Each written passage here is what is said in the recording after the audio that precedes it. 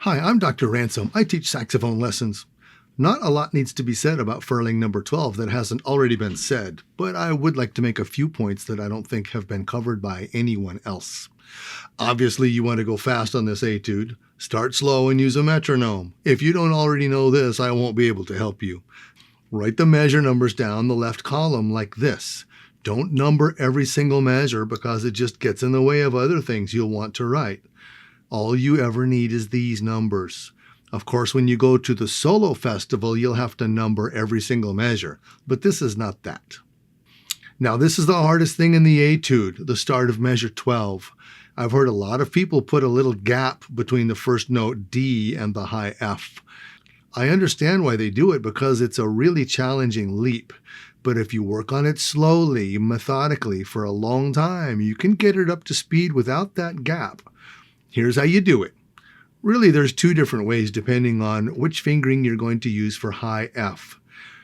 If you prefer front F, then just make sure you're laying your knuckle over onto the front F key rather than picking it up off of the B key and moving it up to the front F key.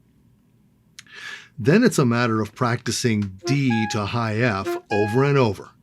Then D, high F, high D over and over. After that, you still have to practice playing the whole measure and also coming into it from the previous measure.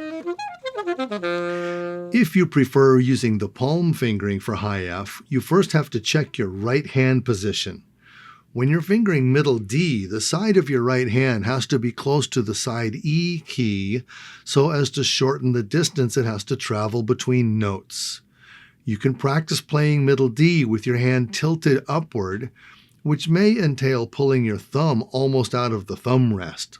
Don't worry if your hand runs into the side C key because it won't affect high F if you press it along with the side E key by mistake. Once you get that worked out, practice it the same as the other option, playing middle D to high F over and over, then D, high F, high D over and over, and finally working in the whole passage. Okay, you'll need to loop all the arpeggios. Here's how you do it. Take all the notes in measure 3 and stack them on top of each other. I made a graphic of the process, but it's easy to do in your head. You see, most arpeggios only have 3 or 4 notes in them, repeated in the lower and upper octaves. Measure 3 is just D, F, and A. Include the first note of measure 4 because it really is part of the arpeggio. You can start at the top or the bottom and just run the notes up and down over and over. Start slow, don't tongue, and do it as many times as you can on one breath. Do it every day. It'll be worth it, I promise. Now, you also have to do this with measure 7, the notes being A, C sharp, and E.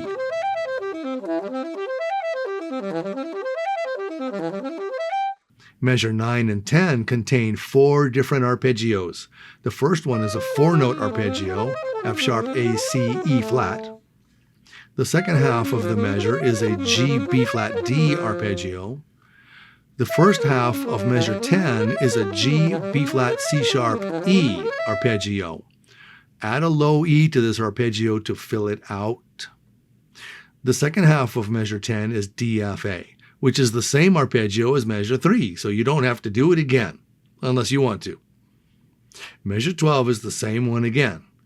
Measure 21 is the same as the first half of measure 10, so you can skip it too. The only other arpeggio that's different is measure 26, which is B, D, F, G sharp.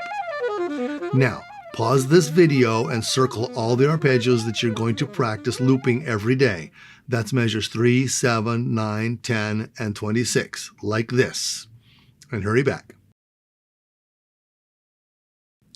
Just as a side note, these 3 arpeggios make up something called full diminished or fully diminished 7th chords.